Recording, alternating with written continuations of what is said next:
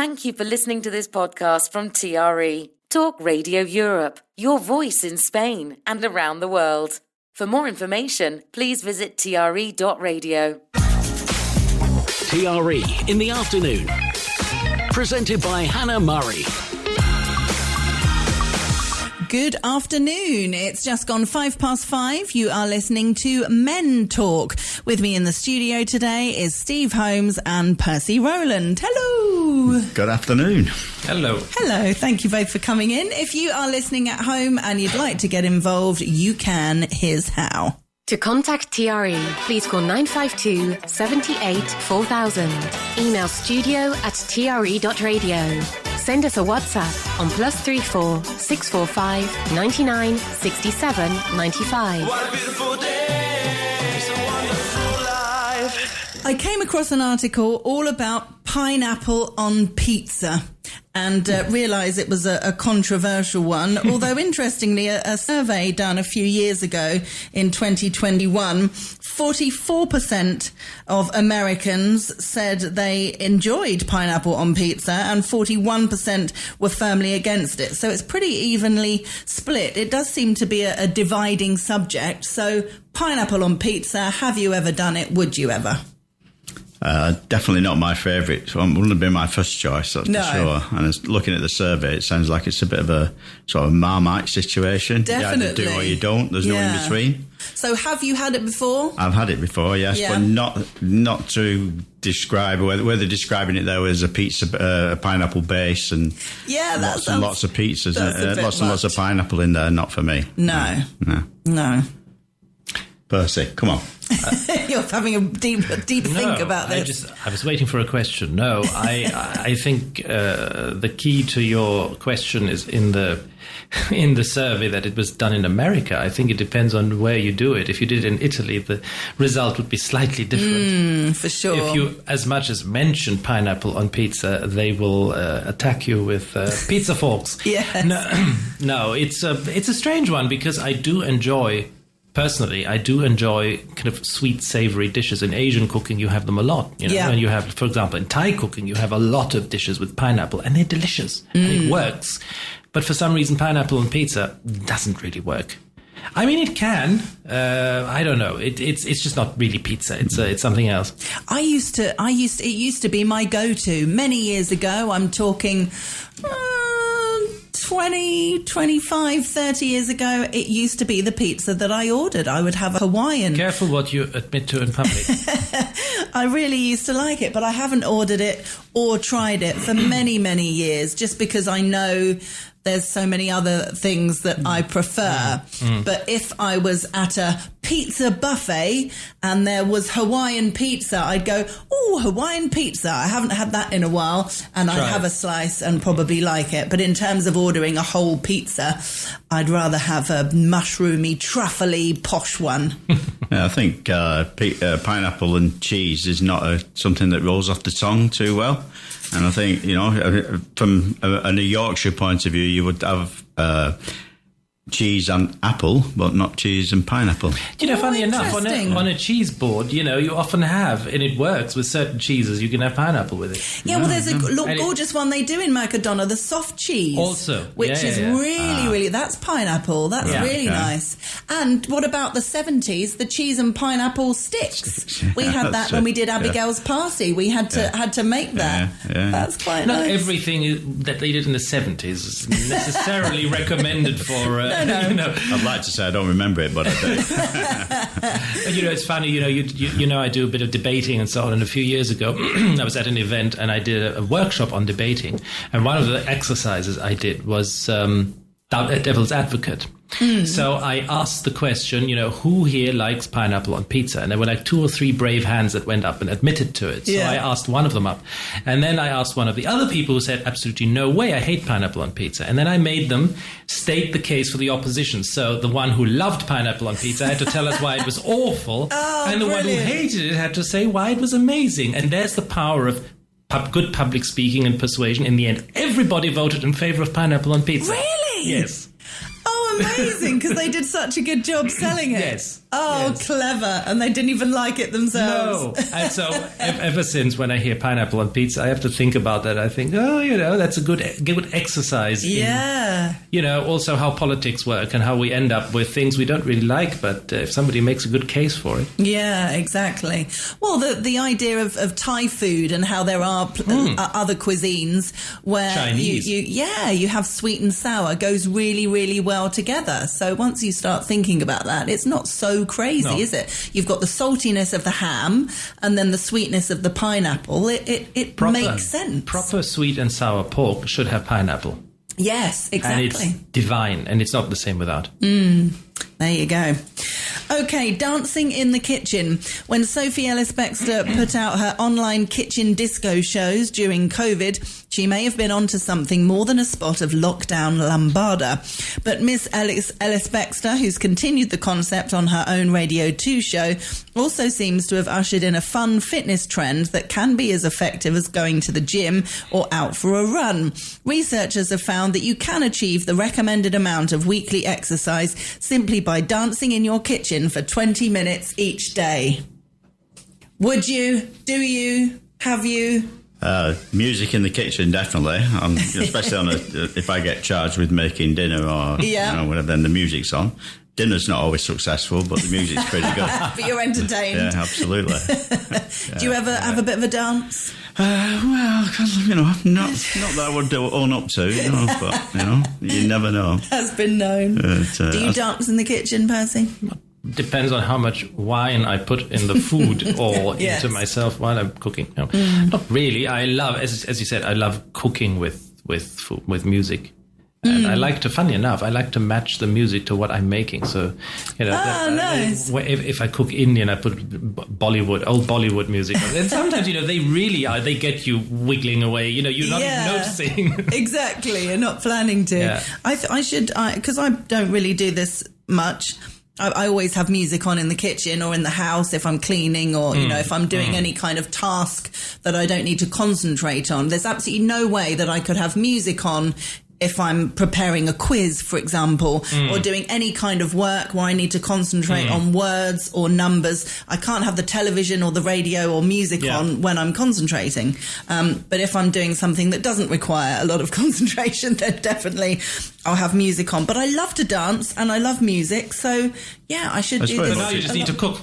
Yeah. It's very much in fashion as well at the moment, isn't it? On the news for dancing and keeping fit and the Angela Rippon effect, Yes. That everybody's sort of, and we're in a sort of a pre-Strictly Come Dancing moment, aren't we, at the minute? Yeah. So everybody's sort of getting ready for that one, I guess. So Definitely. I do Zumba classes quite regularly, which is dancing. And it's, whenever we talk about exercise, the key experts always say is to find something that you love, that you don't think of as, a chore, and I've got to go to the gym now, or I guess I better have my daily walk. If that's how you feel about it, then you're unlikely to keep it up. It's finding some, there are people I know people who hate dancing who would never do a Zumba class, and that's fine. You've got to find something that you love. And dancing, that works for me. So I should do it more at home and save money on the class, shouldn't I? Photographs, printed photographs are making a comeback thanks to young enthusiasts. A recent survey found that 43% of aged 18 to 27 years old print pictures around 4 times a year. This is double the amount of older generations. Can you remember the last time you printed a picture and why? No, printing one off, definitely not. Having old photographs, thousands of them. Do you get them out and look at them? Yeah, okay, and now and again, and you open the shoebox that's under the bed or whatever, and you look at the old photographs, and you look at yourself when your hair was black, and you only had one chin. It's a great experience, isn't it? I mean, if you remember the day of taking a film to the chemist to get it developed, and then getting the pictures back and finding out of 24 pictures, 3 of them were good, the rest of them were rubbish, And I find it funny and fascinating that so many people, I mean, I know we tend to do this with nostalgia, but look back on those days as if they were better. But when you phrase it like that, how is that better, than taking pictures digitally, seeing straight away, oh no, that's blurred, or oh no, you've got your eyes closed, or oh no, someone just walked in front, let's do it again. It's so we can create so much better photos on our phones that we have in our handbags, pockets, whatever. We don't need to take big cameras around with us, and it's just so easy, isn't it? It is, but can you imagine your sort of kids or grandkids looking at digital photographs of the grandparents, and it's not going to happen. No, you look at pictures now of my grandparents and stuff like that. The black and white photographs now, they would never see those. No, because they're on your phone and you've got rid of them. Although I do love a Facebook memory that pops up with the photos. Yeah, I'm not big on social media. So. I think what you just mentioned is something to do with you're absolutely right. The quality of pictures we take actually and is so much better than what we could do in the past. Okay, let's say for 90% of people, if you were a photographer, if you are a photographer, a lot of photographers use iPhones, but also use digital cameras. And you talked about this, that it's young people who are very keen on printing pictures, and there's like this whole trend of anything vintage. So they love using vintage cameras, and you do get, if you know what you're doing, you get a different quality, obviously. But for the majority of us, it's absolutely true. But we take so many of them that it's devalued. Back in the day, you took 50 pictures. Now I take 500. I constantly have to delete stuff from my phone because I'm out of memory. I've got 14,000 pictures on there. That's like from the last 2 years. Okay, also stuff that people send me. And I never delete anything. Can you imagine the cost of getting those done at the local chemist? I'm paying enough for Google storage. Just because, but I hate deleting things because, at some point I have to delete it from my actual phone. But I find that, sometimes you try and find something. I've never deleted an email, basically, unless it's spam. And, occasionally you have this. Do you remember such and such? Like the other day we had, I can't remember what it was something we wanted to find out from 8-9 years ago. One search in Gmail and it came up. Wow. In my 27,000 emails or however many there are. Yeah, it's good, isn't it? And I do enjoy looking back over photos, and it's handy, it's depending on the phone, obviously, but it's quite handy to be able to find stuff. You can scroll back through the months, or you can click on the particular year to make it quicker and easier to find. The other day, I dug out my old phones, and I used to, now you don't have it anymore. You don't have the memory card in it, but back in the day you had, however much gigabytes of storage, and then you would put in an SD card and you could expand your storage. And then at some point I would change phones and the little card was left there. And not all of them were backed up on Google. So I have a gap of several years actually on Google Photos. And the other day I went through and even the old phones, I charged them to see what's still on there. Oh, yeah. And I went back through, I didn't even know from which years initially, what I would get. What you were going to find. What I was going to find. Who you were going to find. Yeah. And it was interesting. There's thousands of pictures there still, and which I want to back up at some point.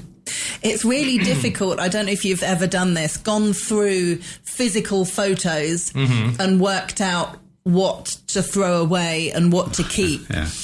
My dad and I have done it multiple times in the last few years since Mum passed away. We had loads of photos from since I was born, particularly, me growing up and all family holidays and things like that. But then photos from my dad's youth, from my mum's youth. We also had photographs from my mum's parents.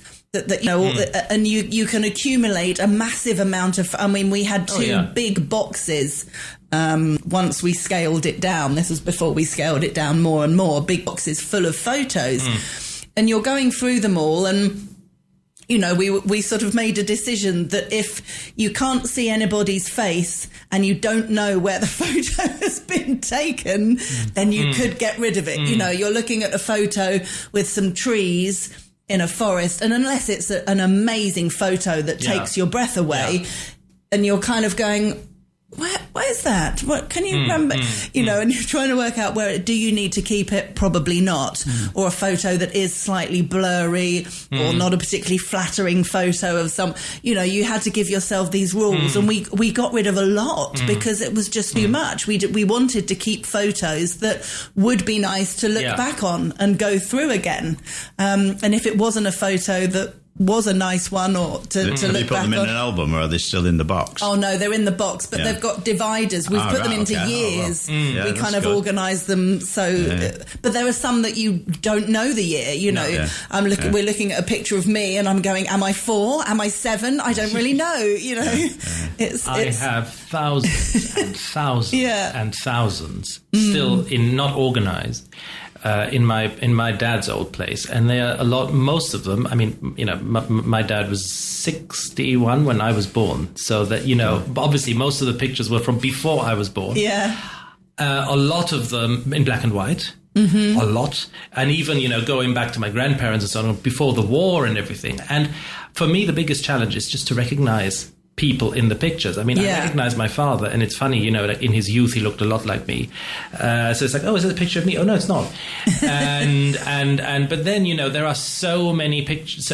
Most of the pictures, some of them I can guess who those people are, even though I didn't know them. But most of them I don't. A lot of women. It's an amazing diary, though, isn't it? It's an amazing photo diary. Oh yeah, especially the black and white. I think black and white photographs and black and white movies are great. And I think they're intriguing and they're fascinating because so many of them are from exotic places like India and Africa and so on. There's all these black and white photographs with elephants and so on. And my father somewhere in the middle in a suit, you know, in a business suit as you travelled in those days. Yeah, and it's fascinating. So I can't throw any of that away. I just, at some point, I want to have the time to organise it and really do something with it.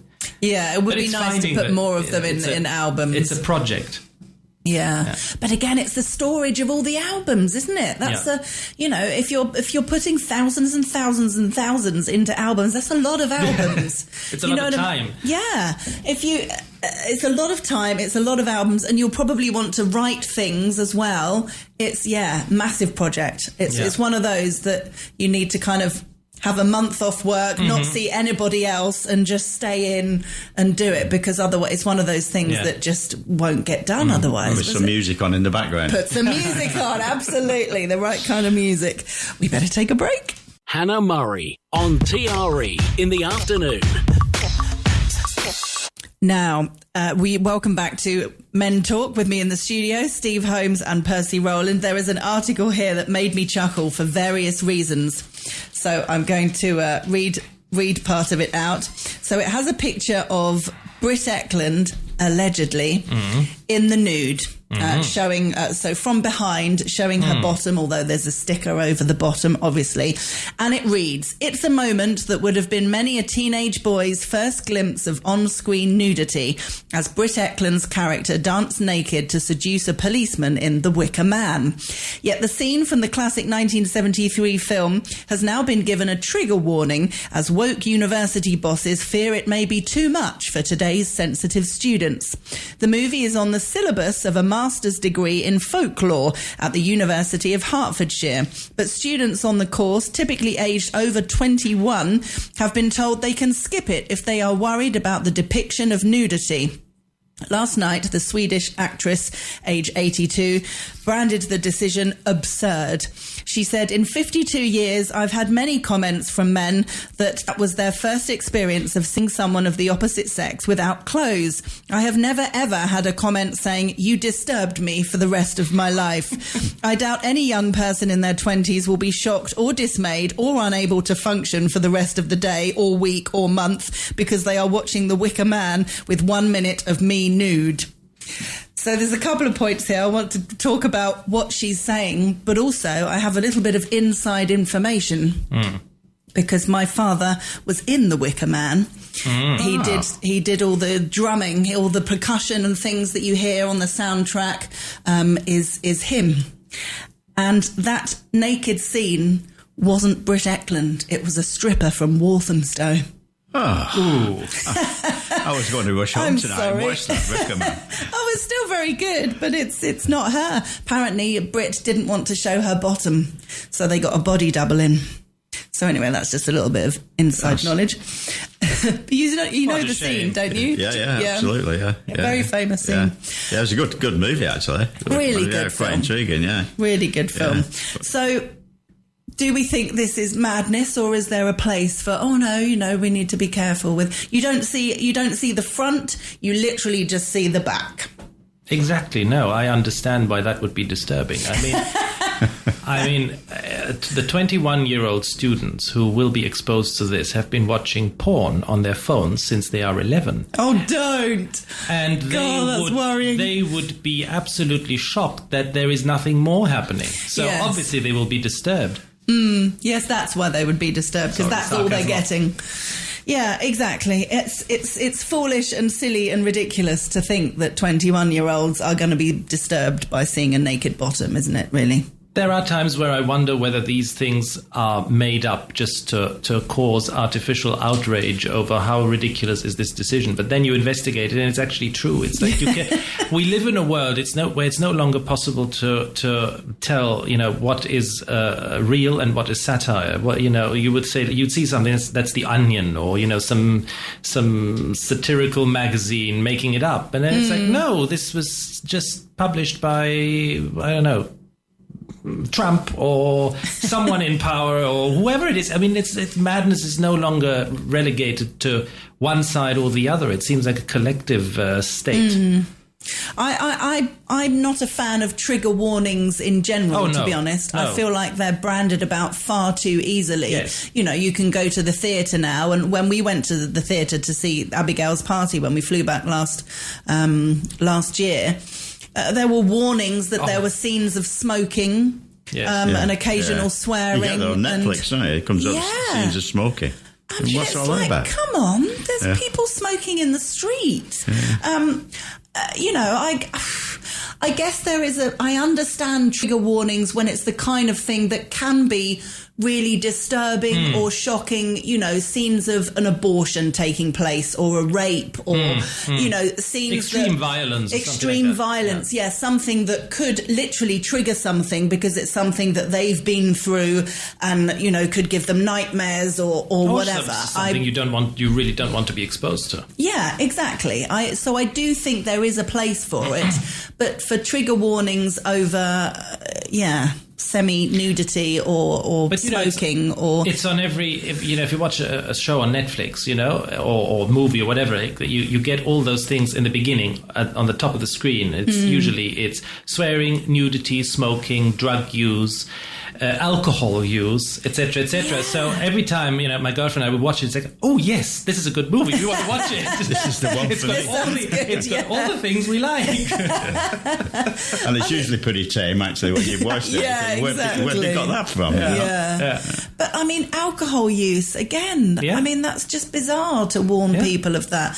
Drug use, I guess I get maybe to a point. If it is, depends what the drug use is and how it's done. I guess. But you don't go into a movie completely blind, though, do you? You've got an idea of what you're going to see anyway. Yeah. And I think I would have thought that most of those things would be put in place for children, but then it goes back to the fact that if it's a PG film or a 16 or an 18, they shouldn't be watching it anyway. But for all those warnings to be in place for grown adults, I find strange. If you are going to watch a film, most people, even if you're looking on your television and it tells you like 2 sentences as to what it's about, you make a decision on those 2 sentences. And if it says it's really violent or it's gang related or it's a rom-com or whatever, you go, oh, I don't really fancy that. I mean, that Wicker Man movie would probably have a warning that says nudity and there's just one. Exactly. They probably have all sorts of warnings on it. Yeah. I mean, there's a human sacrifice in it. Maybe you'd want to warn us about that. But it's the same as warnings on coffee cups saying "careful, hot." Or whatever. What do you expect? I hope it's hot. It's coffee. Oh, it is silly. It does annoy me. It kind of Or like makes a pack me chuckle. a pack of nuts that say it might contain traces of nuts. I bloody hope so. Yeah. I listen. They do it all the time on podcasts as well. There's a podcast I listen to, which is a really light-hearted, funny, kind of sweary, risque podcast, but they do sometimes talk about serious subjects. Yeah. And when they do, they normally say, trigger warning, we're about to talk about abortion or something like that, in case, there are women that are listening to the podcast really enjoying themselves and suddenly they get a fright because they're talking about something that really makes them upset. So I think there is a place for them, but not. But as also, much as... jokes aside for a minute, I think, shouldn't we also sometimes feel upset? Shouldn't we sometimes be confronted with these emotions? Definitely. It's like trying to protect a child from ever falling or ever hurting themselves. Okay, so they never had a bruise. Great. And now they go on the street and the first thing knocks them over. They don't know how to deal with it. We are meant to sometimes feel upset. We are meant to sometimes cry over something. It's also part of healing. Yes. To confront it, to no longer have to hide behind trigger warnings. I mean, we are just putting ourselves in what's the next step? Lock yourself in the room and never leave. That's what they have in Japan. The millions of people who don't leave the house anymore because they're too scared of anything. Yes. Yeah, I totally agree. The amount of times you're watching I am watching a film or a TV show and, I'm really enjoying it. And then something really sad happens and I'll cry. I'll react to it. Good, you're human. Exactly. Well, you're supposed to react to it. That's the point. Sometimes I'll pause it, Yeah. and my husband and I will have a little kind of discussion, and I'll express my emotion of being upset and why it upset me. You know what it reminded me of, or whatever. Wipe my tears away, press play, and carry on. And it feels kind of good to be able to express your emotions, which, as you say, is good for you. Sometimes he'll say, you sure you're all right watching this? If it's about something that obviously connects to me personally. And 99% of the time I will say, yeah, absolutely, because it's exactly as you said, it's okay to be upset by what I'm watching. And healthy. I feel like it's healthy. Yeah, absolutely. Just to say, movie, music, it's all there to create an emotion. Yeah. If you don't get an emotion from it, it's probably not worth watching or listening to. Yeah. Okay, we better take another break. Hannah Murray, TRE in the afternoon. Good afternoon. You are listening to Men Talk. With me in the studio today is Steve Holmes and Percy Rowland. This is an article that we talked about last week on Women Talk, and I saved it in case we could get any funny stories or things that you can relate to. The headline reads, people are sharing the weird house rules they grew up with that they thought were completely normal until they left home. So it's things like we had to wear socks at all times to keep the carpet clean. They weren't allowed to go on barefoot on the carpet. One, which is brilliant, not being allowed to get the bath mat wet. What's it for? How would you do that? So no locked doors ever. Never allowed to lock the door. This was a good one. I have to share this one. My mum had a strict rule about me not being allowed to eat at anyone's house. She was convinced that if I accepted an invite for dinner, it would make it look like she couldn't afford to feed me. It just became normal to say no if someone invited me to dinner. That was until I met the man who would be my ex-husband. His family kept inviting me over to dinner so that they could get to know me. I kept saying no. They thought I was rude. I finally explained why. That was when I realised it wasn't normal. Can you imagine? All those years later. So can you think of anything, kind of house rules that you had to abide by that seemed totally normal because it was your house and your parents and... I couldn't think really. of it. It's a difficult one, that. It is a really difficult one, isn't it? I'm trying to decide which one. Percy's got a list. No jeans, for example, is a good one. Wow. My father liked In the house or just in general. ever? My father liked to pretend the modern world didn't exist. And so one of his bugbears was jeans. which Wow. he thought were, not appropriate to wear unless you were a laborer or something. So why would you? Brilliant. I think I wore my first pair of jeans. I was in my 20s probably. Yeah. As I also, for a long time, it seemed to me like, why would you wear them? Why is everybody wearing them? Yeah, You know, because it rubs off. Well, it goes one or two ways, doesn't it? Either rubs off on you, or you. I've grown quite rebel. fond of them. Yeah, no, but it's funny, I'm trying to think. I'm sure there were many others, Yeah, but that's the a first good one that came to mind. Yeah, no jeans. Is that why all your black and white photographs, you've got short trousers on? Yeah, exactly. So you're 21. Okay. This has a lot of things that made me smile and laugh. 14 admirable traits of boomers, baby boomers, that prove they're a dying breed. Boomers get a lot of flack, but let's be honest, there are some things that they do better than anyone else. They grew up in a world that demanded resilience, patience, and self-sufficiency, and those traits have stuck with them. Unlike the convenience-driven mindset of today, boomers were raised with a different set of values, and many of those are slowly fading away. So some examples that we can look at. They always show up on time and with all their energy. Boomers don't believe in being fashionably late. If they agree to meet at 7, they'll be there at 6:55, probably wondering why no one else is as punctual as they are. They grew up in a time when running late meant you left someone standing outside in the cold, waiting with no way to contact you. 70% of baby boomers exhibit no tolerance for being late, highlighting their strong belief in punctuality as a sign of respect. What age is a boomer, would you think? What? I think born kind of early 50s. Okay, Is it yeah. around Yeah, that yeah. sort of Yeah. Late 40s, 50s. late yeah. 40s, early 50s? Yeah. Yeah, I'm very punctual. Yep. Yeah, always. I'd rather be early than 1 minute late. Yeah. That's all. And all sorts of things. Clean your shoes. Clean shoes, and always have a handkerchief, but not used. Really? Absolutely. Okay. Yeah. Yeah, I'm punctual myself, and I think this is because my my parents traditionally weren't. So it sort of made me really want to be. Which of course my grandfather really was. I mean, he was always early, so maybe that affected my mum to be the opposite, because he was annoyingly early, like a kind of 20-minute early type, no need. Yeah. So that probably affected her to go the opposite, which affected me to go the opposite way. How are you with punctuality, Percy? Pretty bad. I'm a punctual person trapped in the body of a very unpunctual person, so I suffer the most. People don't believe me. It's true. I think I told you our wedding started 2 hours earlier than it did to make sure you were there on time.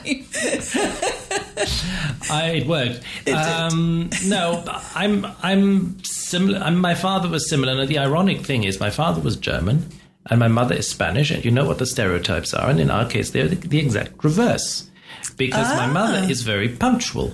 Okay. And my grandfather was extremely punctual. He was that sort of person, 1 hour early to the train station, just in case the train came early, you're already there. Yeah. I can relate to that one. And my father was, we used to joke that he would be late for his own funeral. Yeah. And it kind of came true because we still have his ashes at home. So no, but I don't like, for me okay, I think punctuality is important, and I think we should aim to be punctual. I think it's also rude to be early and then to expect somebody else to be early as well. That really annoys me. I think 5 minutes is okay. Late, you mean? 5 minutes late is okay. Anything beyond that, I expect a message or a call that you're running a bit late, and I will always do that. And anything that's beyond, say, 15 or 20 minutes, I think, come on, then reschedule. You know? So, but what I didn't think about, why there is such a big divide about this, is, of course, we didn't have the technology in the past to message somebody. Exactly. So you were really standing there like a lemon. Waiting, what happened? Is he turning up or not? So, and that is what really still annoys me. That now we have this technology. At least there's tell no me. excuse. There is no excuse, and I think it's very rude. One thing is, and it can happen to anyone. The best intentions, you can be late. but then at least tell me so we can either, adapt or find another appointment. Yeah, there's no excuse to not let people know. But funnily enough, we were discussing this on Good Morning Spain a couple of weeks ago, talking about the fact of a cultural thing, and you have to respect and understand the cultural differences of the country that you're living in and call home. So as, and I'm completely generalizing here, but as a culture, the British are more punctual than the Spanish. There's the sort of mañana attitude, and being late this is what we were saying on the programme, is totally normal and accepted and absolutely okay. And we, living in their country, cannot expect them to be more what we expect and what we demand because we're in their country. You have to adapt and understand that it's a cultural thing. It's not rudeness. But here's the thing. I find that a lot of this, it's true until it's not. So Spain has this image of being, very laid back and very easygoing and so on. I find it can also be one of the most strict countries in so many ways. And if you deal with bureaucracy or something, if you have an appointment at 12:52, it's at 12:52. If you're not there at 12:52, okay, two things can happen. Either the 10 appointments before you have not gone through yet because everything is running 2 hours late, or you arrive and said, it already was a minute ago.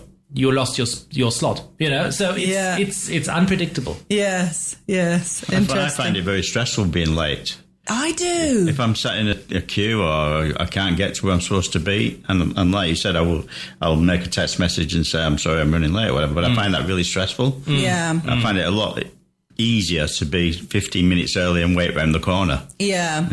Yeah, definitely. Yeah, I don't like being late. I agree with that. The thing is just I have literally no feeling for time in that sense. Like I always overestimate the time I still have. So I think I've got 40 minutes. It takes me 20 minutes to get there. So I've still got 20 minutes to do something. I can still do this and this. And I underestimate the amount of time these tasks will take. And suddenly half an hour had passed. Oh, damn. I'm 10 minutes late. Yeah, exactly. Yes, it takes planning to be on time. It takes forward planning and organisation and being aware of how. I had to be at a friend's house this morning at 10:30, and there were a few kind of errands that I wanted to do beforehand. I did one of them, and I was finished by 15:15, and I thought I'm not going to have time to do another one and get there for 15:30. So I went straight to hers, and I was 6 minutes early, which was fine. But I figured that was better than being 6 minutes late. Yeah, because that 12 minutes late, you'd been stressed. Yeah, exactly. And I would have felt bad, and we would have had less time, and Okay, they never arrive at an event empty-handed.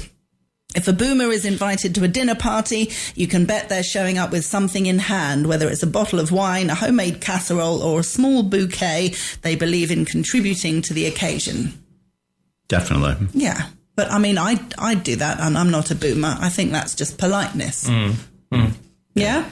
Yeah, bottle of wine. It's always a bottle of wine because I tend to forget that I'm going there. That sort of thing. Yeah, exactly. If you're going to someone's house for dinner, I would always take a bottle of wine, some chocolate. I like after dinner mints as well, so taking them is always a great idea. Yes, exactly. Let's have these for dessert. Yeah. Yes. Bring along what you would like to have. Yeah. Well, this is an interesting one. We were discussing this the other day. If you were going to someone's house for dinner, would you take, if you're taking wine, for example, would you take a wine that you're expecting to drink?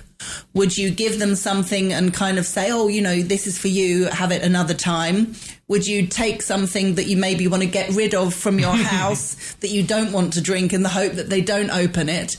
What would you generally do? Well, if you look at it from the other side of the coin, when somebody brings a bottle of wine to you, you look at it and think, that's really great. I hope we don't need to open that one tonight, cause it's one of my favourites. So it's just like a double-edged sword. So I don't know. You would expect to drink it, I guess. Yeah, I would take a nice one. But I often find if you've had a party and then you've got lots of people coming that are bringing beers and wines and things like that, if you have anything left over, it could be that you have some left over that you wouldn't want to drink. You know, that's happened to me multiple times. Yeah. And then it stays in the fridge for absolutely ages because you're not going to drink it. And you kind of have the discussion, what do we do with this wine? And I generally wait until we're going to a party and we're taking multiple drinks. And then you think, oh, well, we'll take this one and hopefully someone else will drink it. Oh, so that's where that plonk came from that's in my fridge. No. But that's quite a good idea because hopefully... If you're going to a party, whether there's going to be lots of people, it's more likely that someone will go, oh, you know, I like that wine. Will not realise who it's from. Yeah. Well, I mean, we're kind of wine snobs. So we had somebody notorious for that. They used to come to a party and bring the bottle of wine and put it in the corner and then attack the wine more expensive ones. Exactly. Oh, yeah, that's and rude. The bottle of Plonk was always in the corner at the end. You know, yes. nobody ever drunk it. So, yeah. Oh, no, that's not nice. You have to bring a selection.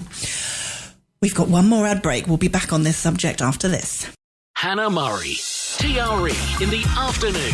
Good afternoon. You're listening to the last part of Men Talk. With me in the studio today is Steve Holmes and Percy Rowland. Had a couple of messages in. One from Rabina, who said, I also had the problem not to wear jeans. So there you go. I wasn't alone. No. Max said, trigger warnings on ITV4 for dated episodes of The Sweeney and Minder in the 70s and 80s. Spoils the atmosphere. Very silly. Yeah. The only trigger warnings on that should be the hairdos. Yes, quite. Exactly. Okay, we're going through some of the things featured on an article, 14 admirable traits of boomers that prove that they're a dying breed. This is baby boomers put in a positive light. They have sharp attention spans, a virtue lost in the digital age. Boomers didn't grow up in a world of constant notifications, scrolling and split-second entertainment. They read books cover to cover, sat through full conversations without checking their watches, and actually focused on the task in front of them. Yes. Yes. Go on, Percy. Am I a boomer? Well, I grew up a boomer, definitely. But, no, but I mean... I actually grew up just before, like childhood, before the digital age. So, I mean, we had the first mobile phone in 2000, I think. And of course, that was just a phone. You couldn't do anything else. Okay, you could text with it, you know. 222-445-6666, you know, to get the letter that you wanted, and then we bought a computer around that time, but it had no internet until early 2000s. So, and I was using it, very little. So, but how much have mobile phones taken over our lives now? Oh, completely. You know, the idea of sitting through a full conversation without checking their watches. It says here. So often you can be having a conversation with someone and it can be a great conversation. You're, looking at each other, you're engaged, and easily, without even thinking about it, you or they could just, pick up the phone and have a little glance. Instead of being completely engaged, what's going to happen? Whether you've been messaged or not, people easily, I've done it myself and I see people doing it all the time, have to check your phone instead of being completely with the conversation. It's crazy. I have done it at least 8 or 9 times in the course of this show. I'm not sure if you noticed, but I do notice. It's Why? an addiction. It's an absolute addiction. Okay. Yeah. And there's lots of studies about it. I mean, this is the most addictive thing we have, because every time, it's funny. Yesterday, I just did a speech about that. It's dopamine. Every time and the thing is, dopamine, you get a dopamine kick also in anticipation of something. So there is the first one when you pick up the phone, think, I wonder if I have a message, or I wonder what's up there. Is there something new? Is there a new cat video on Instagram? Then you open it, and then it's the dopamine hit of finding the cat video, or finding in the meantime, I have a notification on WhatsApp. Oh, Hannah sent me a message not to be late for the show. Or this. Every time it's a little hit, and that is exactly the same area of the brain that gets activated when people take cocaine. And that's why it's so addictive. And, you know, my average screen time, okay, I use it a lot for work as well. And that's a great excuse that people hide behind, It is a great excuse. I think. Well, everybody I know who does real estate is in the same boat. But my average screen time is about 6-7 hours a day on the phone. I also use a laptop. Okay. But I try not to use it. But that's a lot, isn't it? It's bad. It's a full working day. And the effect it has on our attention spans, on our mental health, when you look at depression rates in especially Western countries, how they have multiplied since in the last sort of 15 years, which is since we use smartphones. If you look at how politics have developed all over the world, it's all correlated.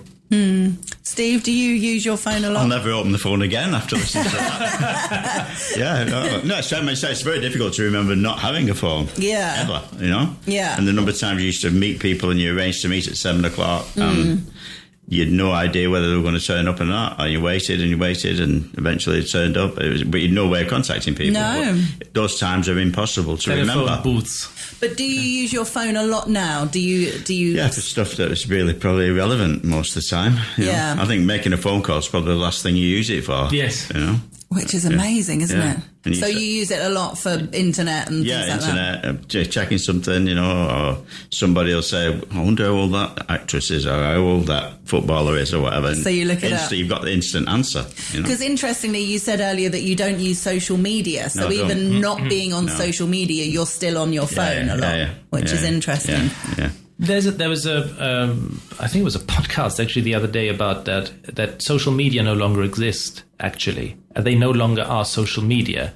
They are, you know, because the last thing you see is posts from your friends. You know, Facebook 10 years ago, you saw posts from your friends all the time and you had conversations, and it was a bit like the digital version of like the bar in WhatsApp thing. Or like the bar in Friends, or where everybody sort of gathers and chats and makes jokes and so on, and posts their pictures on a wall, which is kind of weird, and everybody looks at them and gives likes, but you know, it was still that sort of thing. It more was interactive. And now it's just suggested post after suggested post and group after group, and you know, Instagram is the same thing, and it's flooding you with content which is designed to get you hooked to look at more content and then maybe to subscribe to something that they make money from. Definitely. It's attention media, they called it, rather than social media. We've got less than a minute left. Just to say, my friend and I were talking about this morning, how much of a sucker we both are for buying things online, because they clearly, their big brother, they're hearing you, they're hearing what you're talking about, they know what you're interested in,